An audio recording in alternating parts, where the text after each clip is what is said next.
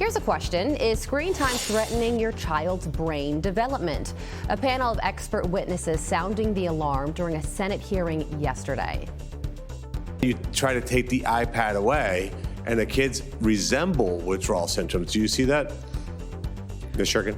Yes, these are health-harming products. They trigger reactions in people that are, and especially in children that are unsafe. And I believe that it is in the best interest of all children to limit their access. Do you believe social media platforms like YouTube and TikTok knowingly design addictive features targeting kids?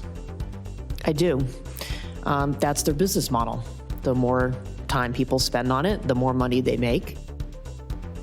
Lawmakers from both parties have proposed legislation to try to reduce children's use of social media. But in the meantime, experts are also advising parents to wait as long as they can before letting their children create accounts.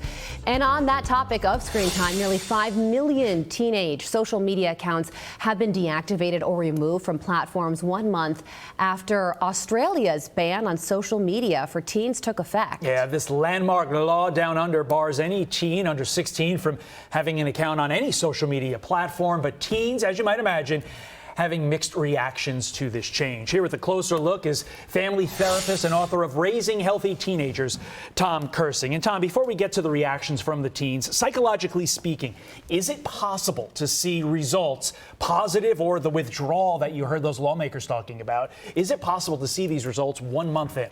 No doubt about it. I did, back in the spring, I did some lectures locally in the area, and one of the schools had banned phones during the school day. They had these pouches, right? And I was there 2 days after the ban, and I had teachers coming up to me and telling me that they've seen already changes in kids. One kid that was quiet in the classroom was raising her hand. There's interaction going on in the cafeteria. There's loudness in the hallways. Schools that have already been doing this for the past year, and I've spoken to representatives at some schools, test scores are up. Mental health episodes during a school day are down. Infractions are down. So it's a plus. I'm all for it. Is there any downside? I don't see any downside. I've been talking about this stuff for 17 years. I don't see any downside. In terms of family, right? So families now, when you look in the encyclopedia, and it sounds like the Brady Bunch, it's more like 4 individuals living under the same roof that don't talk to each other. Yeah. So we're going to start seeing that too, like the family system start to reunite. The family unit comes closer together. I mentioned the mixed reactions. Let's go through some of them. Yeah. This is what Australian teens said when they were asked about it.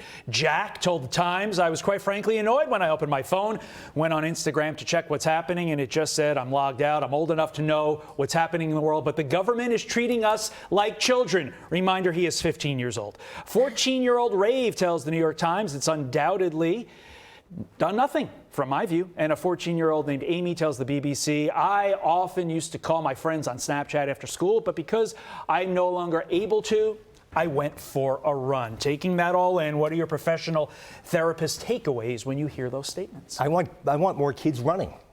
I want more kids running. Yeah. That's another thing. I mean, it creates a sedentary environment for these kids. We have an overweight obesity epidemic among kids. You can't even ride a bike anymore. Even the bikes are electric now.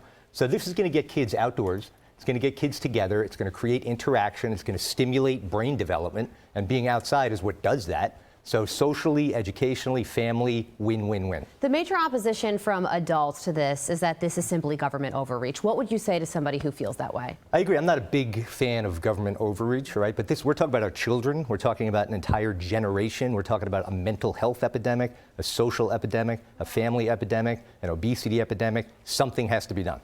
Short of brute force, which growing up in an Italian family in northern New Jersey I am accustomed to, how should parents here in the United States sell a preemptive ban before the United States actually does a law like this to their own children? Like, how should the parents say, like, look, we're doing this, kids, because it's going to help you?